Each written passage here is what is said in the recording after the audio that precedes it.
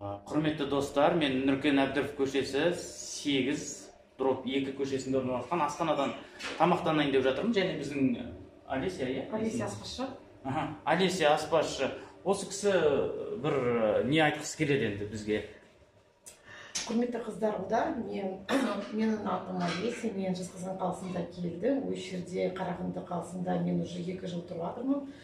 Нұркен Әбдірова 8/2 жұмыс істеп жатырмын.